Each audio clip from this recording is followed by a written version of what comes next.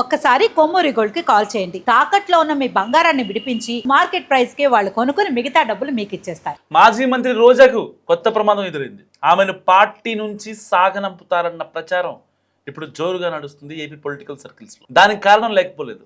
ఆమె తెలంగాణ సీఎం రేవంత్ రెడ్డికి shake hand ఇచ్చారు. సహజంగా ఇది జగన్మోహన్ రెడ్డి గారికి నచ్చదు. ఎందుకంటే రేవంత్ రెడ్డి తన మిత్రుడు కేసీఆర్ కు శత్రువు, ఆపై తన శత్రువు చంద్రబాబుకు సన్నిహితుడు. అటువంటి రేవంత్ తో షేక్ హ్యాండ్ చేశారు రోజా.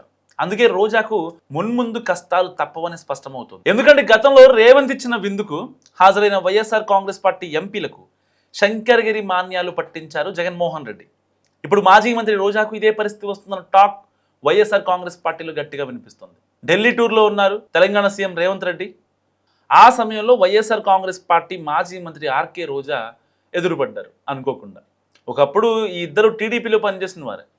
సో ఆపై సినీ యాక్టర్, పైగా మహిళా నేత. అందుకే రేవంత్ రెడ్డి చెల్లెమ్మ అంటూ పలకరించారు.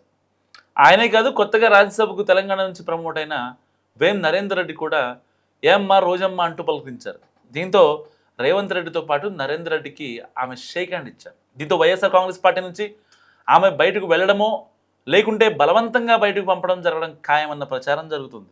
2023లో తెలంగాణకు సీఎంగా రేవంత్ రెడ్డి ప్రమాణ స్వీకారం చేశారు. ఆ సమయంలో ఆయనకు శుభాకాంక్షలు చెప్పలేదు జగన్మోహన్ రెడ్డి.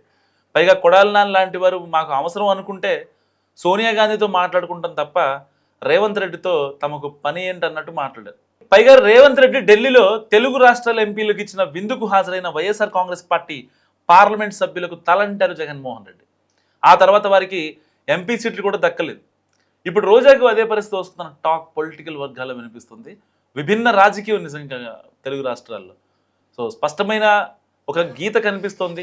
చంద్రబాబుకు వ్యతిరేకి కేసీఆర్, అందుకే జగన్మోహన్ రెడ్డికి వ్యతిరేకిగా మారిపోయారు రేవంత్ రెడ్డి. ఎందుకంటే చంద్రబాబుకు వ్యతిరేకి కేసీఆర్, రేవంత్ రెడ్డి సన్నిహితుడు కావడం జగన్మోహన్ రెడ్డికి మింగుడు పడని విషయం.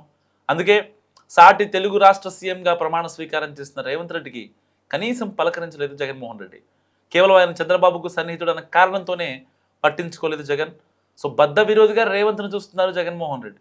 అటువంటి రేవంత్ ఇచ్చిన విందుకు హాజరైన వైఎస్ఆర్ కాంగ్రెస్ పార్టీ ఎంపీలను పక్కన పడేశారు జగన్.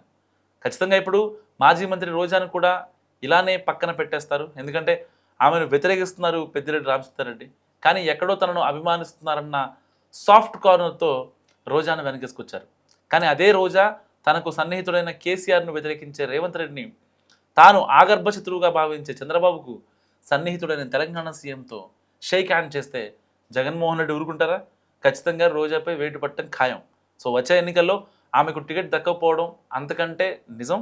చూడాలి మరి జగన్మోహన్ రెడ్డి గారు ఏ డెసిషన్ తీసుకుంటారనేది. చూస్తూనే ఉండండి మనం టీవీ.